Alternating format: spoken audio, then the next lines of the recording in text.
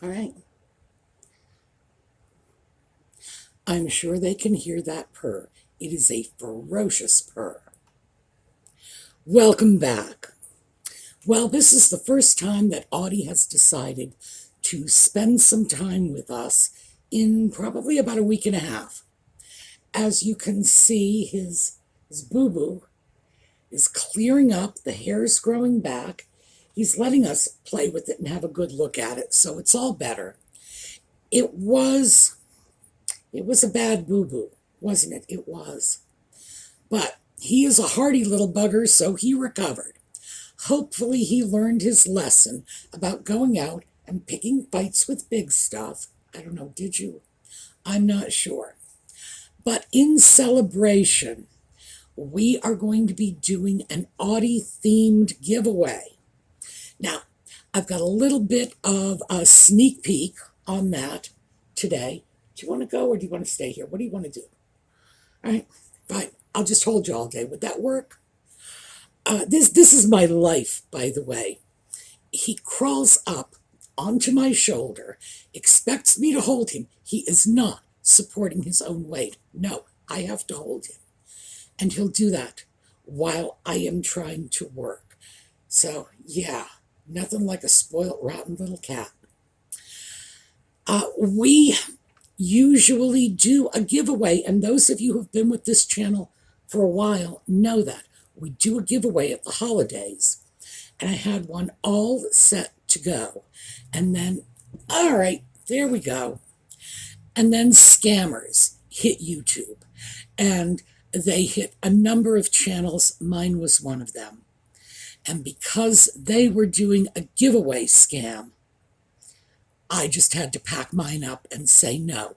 Mostly because if I were doing a legitimate giveaway at the same time, people would be taken advantage of. It's just, this only works if there are no scammers out there muddying the waters. So we have an Audie-themed giveaway coming up.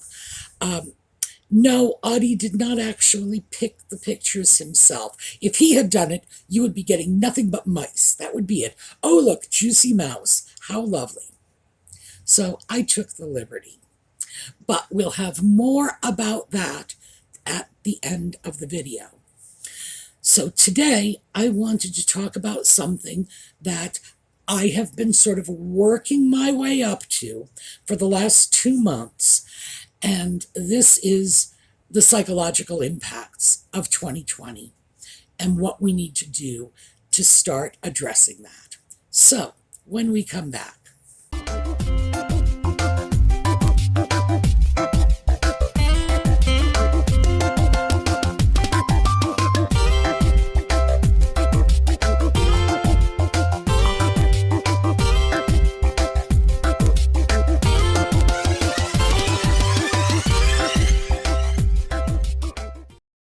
So, as we all know, 2020 was a time of significant losses for all of us. Some people lost jobs. Lord, some people lost loved ones. There's nothing you can say about that. That is as bad as losses get. Most of us lost our freedom, our liberty, just our ability to walk out our front doors in the morning, which is something I don't think any of us ever considered. I know I didn't. I never thought, oh, I might not be able to walk out my door today. Never dawned on me. Good heavens, we didn't even have enough toilet paper. Life is tough when you don't have enough toilet paper. I'm trying to think, one of my worst losses, excuse me, Audie, let go. No, that is not yours. You cannot have it. Give it back. All right. Mine. No, that's mine too. All right, come on up. I'll pet you. Really, I'll pet you. This is how he gets so spoiled.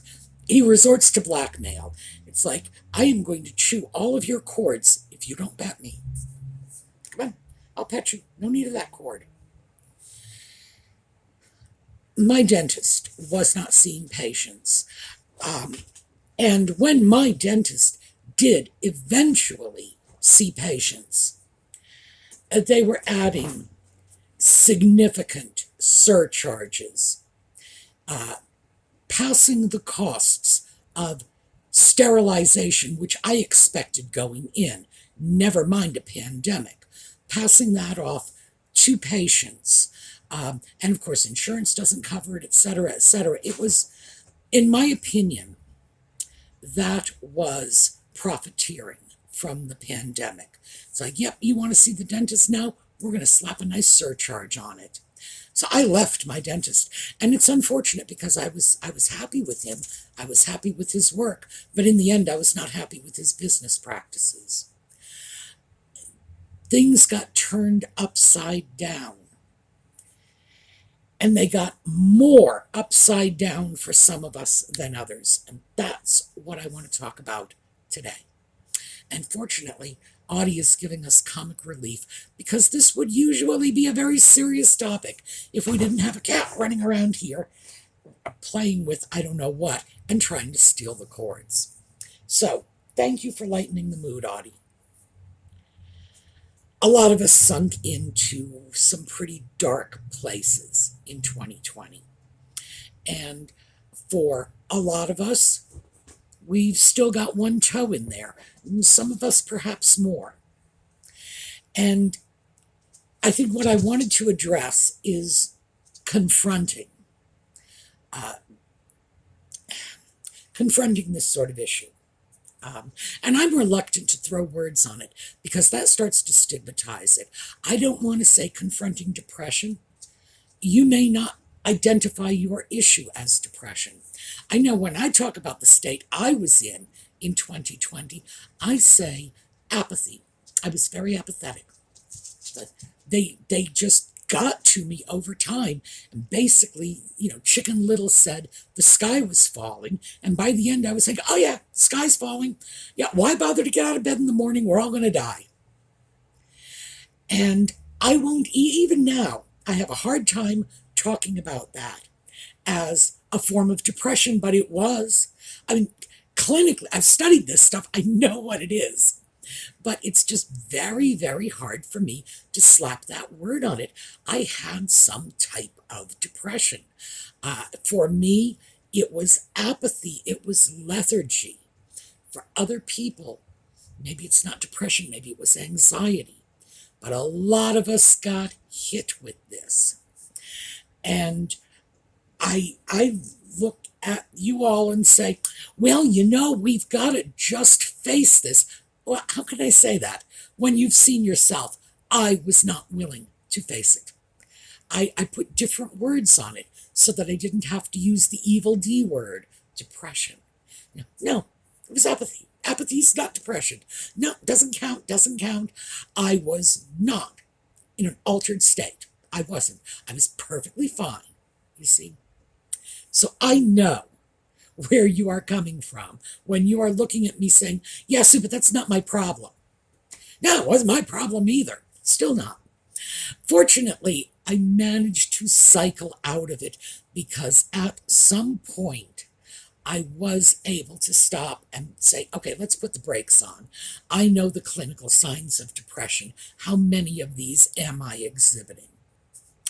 And when it hit a point where I was exhibiting, probably a good half dozen signs of clinical depression. Now here's the thing. You got to keep in mind that when I was going through this, I was saying, but wait, I've always had trouble sleeping. This isn't new. This is not about sleeping. It's like, yeah, of course. Because I was making all these excuses so that I didn't have to face what was going on.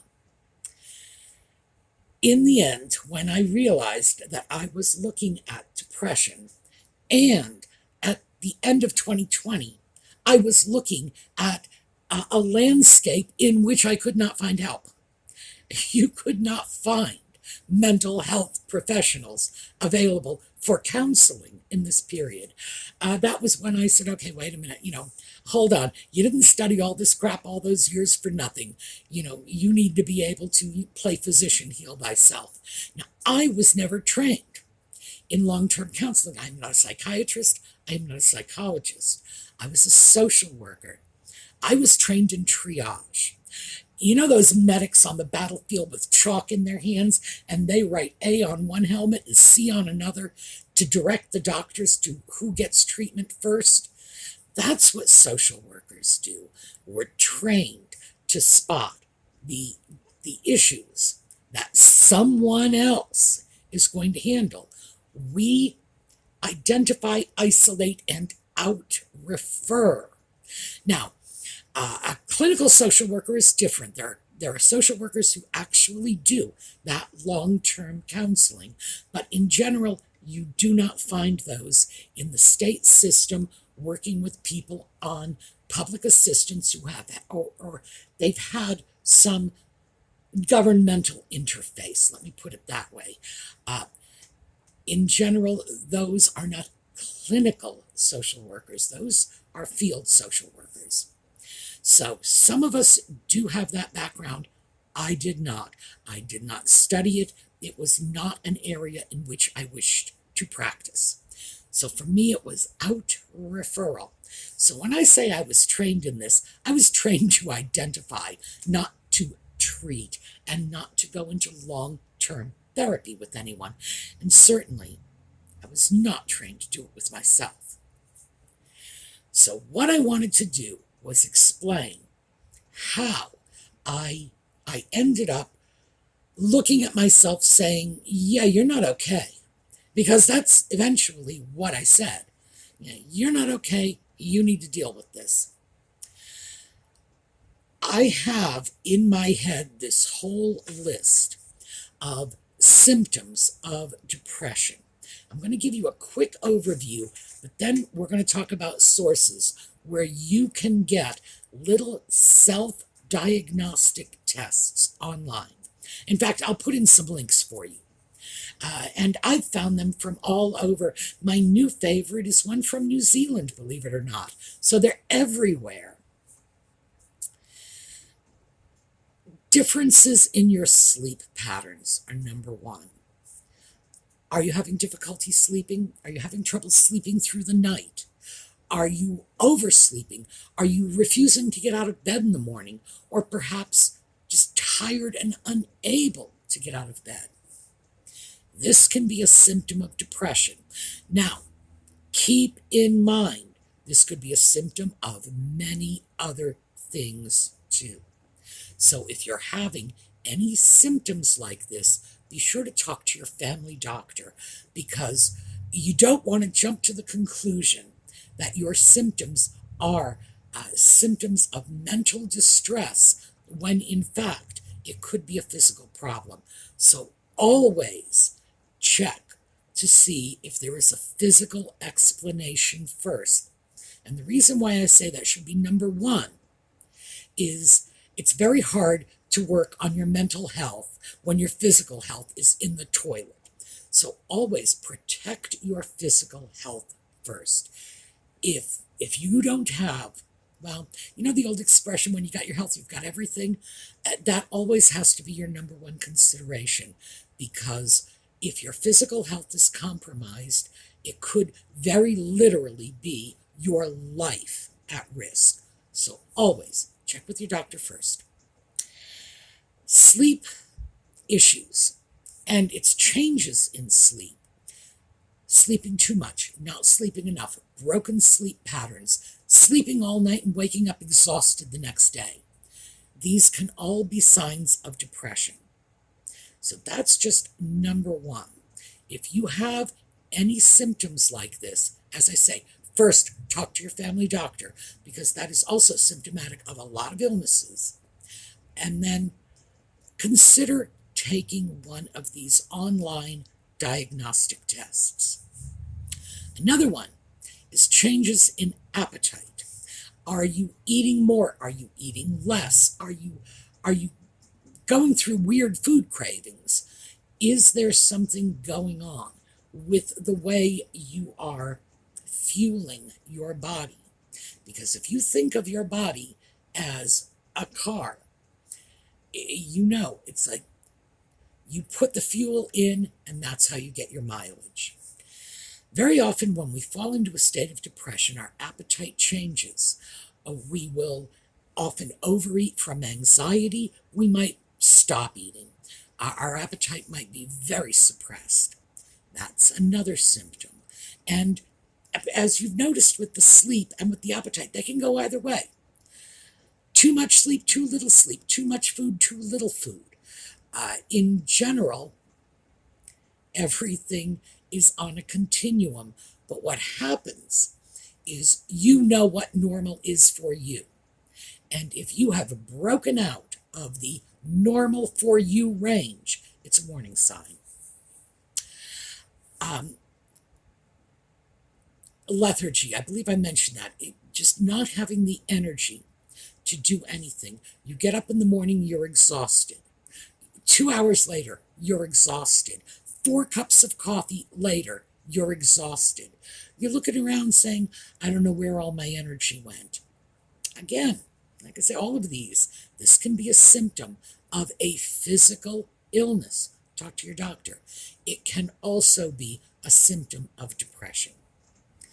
So those are just some broad general symptoms. There are more. And these little self-diagnostic tests, and usually they're only about 10 questions, and it will take you no more than maybe 5 minutes to take the test. That will give you some idea of whether or not it's worth it for you to pursue the matter. Yes, all right, fine, I'm petting you. See, I told you, he knows we're doing heavy-duty stuff, and he's going to give us comic relief. What a good boy you are. Whether or not you wish to pursue this is up to you. I encourage you to do so. The tests, bang, bang, done. It's like 5 minutes of your time. And if you are sitting there saying to yourself, well, I'm not depressed. I am merely lethargic, apathetic, all the words I used. I do not need this. Humor me. Take it anyway. 5 minutes out of your life. Prove me wrong. The biggest thing is, when you take the test, be honest. Because I can absolutely guarantee you, if I had sat down and taken one of those tests, I would have been nothing but excuses. Well, yeah, I don't sleep well, but you don't understand, I drank coffee before I went to bed last night. Come on. Well, that doesn't explain what was going on last week. That doesn't explain what was going on last month. But that is exactly how I would have approached it. Look at it. Well, no, not really. Just because other people think I might be a little less active than I was before. Yeah, write it down. If other people say you're less active, yeah, bingo, you're less active. Don't try to kid yourself. And like I said, that's what I would do. So believe me, those of you who are going to try to kid yourself, I'm on to you. That's what I would do. I did not want to admit that 2020 was having an impact. And you all know why. Because most of you are from my generation. And we were the generation raised by parents who were the baby boomers. We were raised by parents who, dad had gone off to war. Mom was keeping the home fires burning. Our peers in England were surviving the Blitz.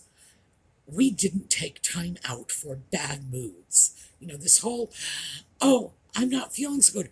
Well, buck up and go forward, because that's how we were raised. We were raised to believe that any kind of emotional disturbance was shameful. It meant we weren't coping. It meant we were not strong enough. It meant we failed. Well, we know better now. We know better. But this is a stigma that many of us still carry with us from our childhoods, when it was just self-indulgent nonsense. You got up, you put one foot in front of the other, no matter how bad your day was, because all we had to do was look around, and we would see people who were in circumstances so bad that putting one foot in front of the other wasn't possible. And believe me, if we didn't see it, Our parents and grandparents would tell us that. Do you remember that? Grandpa saying, and I had to walk 90 miles to school. That was one way. I had to do it twice a day. That was 120 miles. And I had to do it through the snow. And it was uphill. Both ways uphill. And when I got there, I'd open my little lunchbox and I would have a sandwich made of tree bark. And I was grateful for it. Yeah. I had two uncles that used to tag team me with those routines. We were told we needed to be grateful for everything. And if we were a little less than optimal, oh well, too bad. Get to it anyway. That was how our generation was raised. So it's hard for us to admit that we may have hit a bad patch. Oh, and boy, don't we have the euphemisms. You hear them all here. Yes, a little less than normal, a bad patch.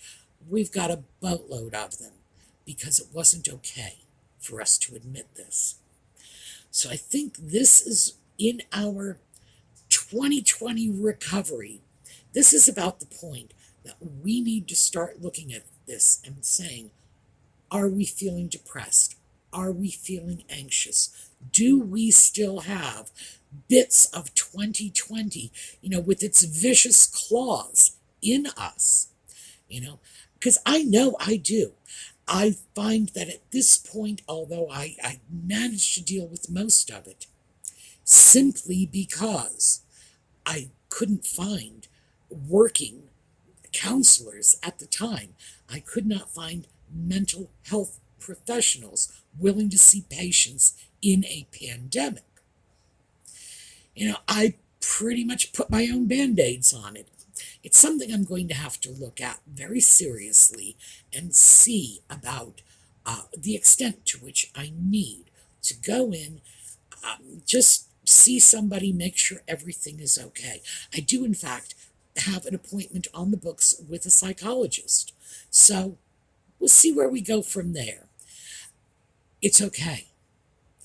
Remember, no matter how extreme your reaction may have been to the pandemic of 2020, we don't even have a template for what a normal reaction is to a situation like that. What's the closest template we have? The Spanish flu, that was more than 100 years ago, with mass communication, to be sure, but nothing like the mass communication we have today. People with limited information and going into cities with major immigrant communities that didn't even speak enough of the local language to read a newspaper. There you go. Were they really in the same situation? I don't think so. I mean, how far do we have to go back? 1316? Great plagues and famines in Paris? We saw something, the likes of which humankind has seen before, but in our own unique circumstances, with mass media communication, with each one of us having a little handheld device that brings the entire world, not just into our home, but with our smartphones, it brings it into our back pockets. That's what we had. We could be instantly aware of anything that was going on, whether or not it was in our best interests to be looking at that stuff. We had it. So remember, there is no way for anybody to say to you, your reaction is out of whack for what's going on. We don't know. We don't know. We can't say it was extreme circumstances. So the idea that some of us were not coping as well as others, oh well, where's the surprise in that? It doesn't mean that you are flawed or broken or a failure or that you need to be swept out with the trash. And I know that's a feeling that a lot of us still have from that baby boomer upbringing of, well, we don't need extra help. We're just going to get up and take care of it on our own. So I think it's about time we started looking at that. What I would like you to do over the next few days is just try one of the self-diagnostics, whether you need it or not. Because if you don't need it, you're going to come away with a test result that's going to say, well, we see no reason that you should be seeking further help. If you do come back with a test that suggests you might want to see further help, well, there you go. And then you can make your next batch of decisions. But for now, we're sticking our toe in the water. Like I say, be honest in the questions, because I can guarantee you, I would not be. I would be doing nothing but taking the test, making ridiculous excuses for myself. Don't do that. Don't pretend you're me. Go in, be honest, and see where it leads you. Because we could be masking symptoms that are significant. We could still be dealing with serious residual trauma from that period. I personally think most of us are dealing with some amount of trauma. But if we are dealing with the level of trauma that requires professional intervention, we need to know it. And I think this is about time we moved in that direction. So, that is what I have for you today. We are going to take a look at a slideshow on the way out.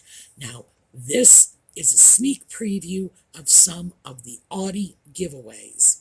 And these, what I have for you today, are all, I want to call them posters. They are, I guess, posters. They are not on paper. They are on canvas. So they can be rolled. They can, it's nice quality. That's why I got them for this giveaway. It's nice quality. They can be framed. They can be stuck on the wall. But they are just lighthearted little black cat images. So take a look. In the days to follow, I will come out with more information. And as you know, eventually when the giveaway is finalized and we have the start date, which is going to be very soon, it's not like that's going to be a month from now. Just once we finish the logistics, we'll have a start date on this. Go over to the Sumi's Angels Facebook page. Absolutely. And that's where the giveaway is going to be coming through. It'll be going through that Facebook page. So, get over there early. Now, we're going to take a look at this slideshow. I think it's interesting and entertaining and will probably serve to get us out of this rather low topic that we got into. And of course, I have to go strangle a cat because, in case you haven't heard the background noises, he has been raising hell the whole time I've been making this video. So now I need to pick him up. I'm not really going to strangle him. I'm just going to cuddle him for a while and hope that calms him down. But yeah, this is how he got so spoiled. Blackmail. All right, I will see you all again tomorrow. Meanwhile, enjoy the slideshow and have a terrific day.